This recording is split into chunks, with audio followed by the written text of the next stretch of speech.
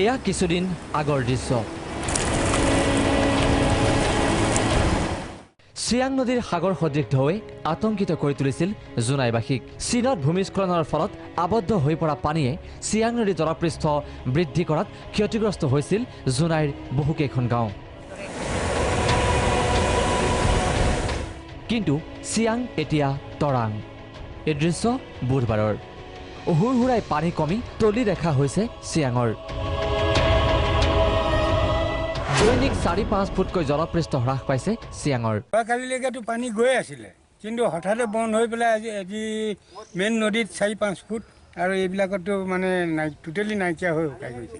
ৰাইজে মানে বিৰাট চিন্তা কৰি থাকিবলগীয়া হৈছে যে কি হ'ব, কিমান ডাঙৰকৈ আহিব পানী। পূৰ্বতকৈ মানে এই যোৱা পানীটোতকৈ ডাঙৰে হ'ব বুলি এতিয়া আশংকা হৈছে, যি হিচাপত পানী শুকাই গৈছে নদী। উল্লেখযোগ্য যে যোৱা ২৯ অক্টোবৰত ভূমিস্খলন হৈ পুনৰ আবদ্ধ হৈ পৰিছে চাংপু।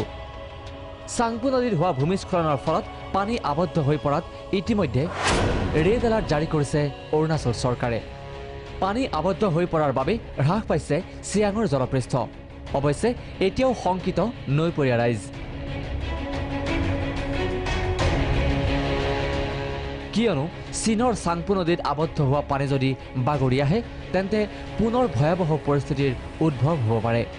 সেয়ে এতিয়া আতংকত দিন কটাইছে জোনাইৰ নৈপৰীয়া অঞ্চলৰ ৰাইজে।